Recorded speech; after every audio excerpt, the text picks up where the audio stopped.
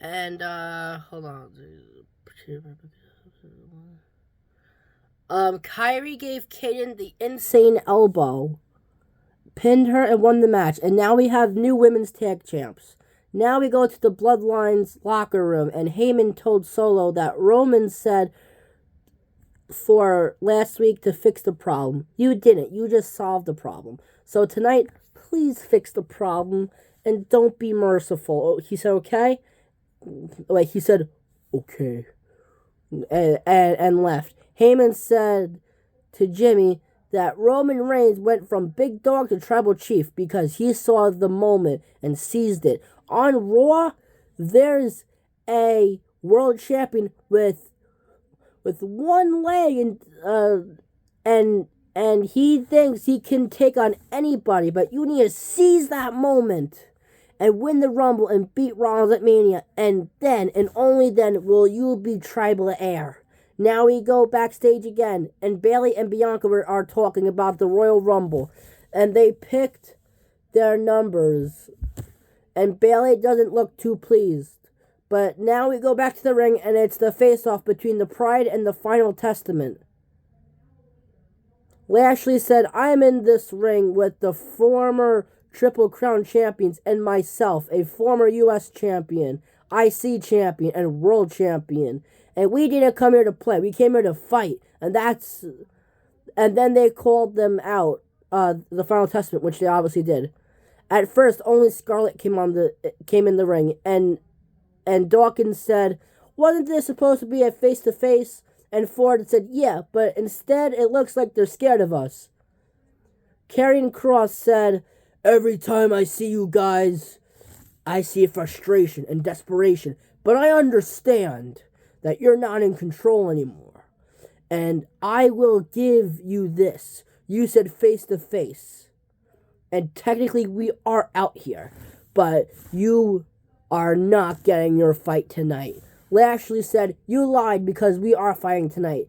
And the Street Profits came out to the Final Testament, but Scarlett wouldn't let Lashley go, and he raked his eyes. But then the fight came in the ring, but was a beatdown courtesy of the Final Testament. Now it's Jimmy Uso's turn to pick his Rumble number. And he's literally said, he's literally across from his cousin Ava. He picked his number and he didn't look too pleased because he was the second entrance. The first one was Jey Uso. It was a Spider-Man moment. I don't know if you know what it's like a Spider-Man meme or something. I don't know either. They showed at the Performance Center the other day that Logan Paul and Owens had a shoot fight, which means it wasn't staged and they actually wanted to hurt one another. Now back to in-ring competition, and it's Austin Theory versus Carmelo Hayes, and Waller is at ringside. While the referee was distracted by Theory, Waller gave Hayes a cheap shot. Hayes gave him a tilt-a-whirl faceplant and pinned Theory, but he kicked out. Theory did some kind of upside-down faceplant that he called the ataxia, which I've actually have heard of like once before, and pinned Hayes, but he kicked out. Waller was on the apron, and Hayes knocked him off, but due to the distraction, Theory rolled Hayes up and won, although he had a handful of tights.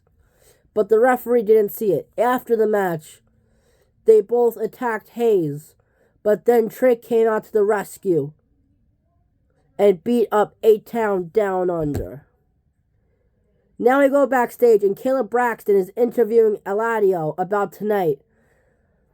And he said, it was fun. It was my first time ever in a WWE ring. She asked, who do you think will walk out as WWE champion? And he was wearing a Randy Orton shirt, and he's like, I gotta go with my boy Randy. But then Solo, Jimmy, and Heyman came on the scene, and Eladio said, respectfully, I gotta go with my boy Randy. And Heyman said, let's go. And Heyman said, yeah, let's go. Yeah, let's go. I was wrong. He's respectful. Now it's the main event. Knight versus Solo. And Jimmy and Heyman are at ringside. Knight is trying to neutralize the right hand of Solo because of his spike. Solo gave him a Samoan drop, pinned him, but Knight kicked out. Now we go outside to the ring, and Knight gave him a running knee. But then AJ came out from the crowd and did a phenomenal forearm on the barricade, which called for disqualification, and started beating up Knight. And Jimmy had a steel chair and was about to hit him with it, but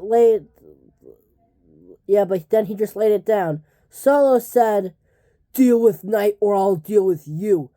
And AJ beat them both up with the chair, but then Orton came out and he beat all of them up. And then gave Solo a belly-to-back suplex on the desk, which I thought he was actually going to go through it, but didn't. Orton gave vintage DDT to both Uso and Styles, and gave AJ Styles an RKO. And Randy Orton thought was it, but then LA Knight came back in the ring and gave Randy a BFT, and that's a blunt force trauma, and that's everything that happened the past week leading up to the Royal Rumble. And I'll catch you guys on my next video. Please like, comment, subscribe, and then please catch you guys on my next video. Peace.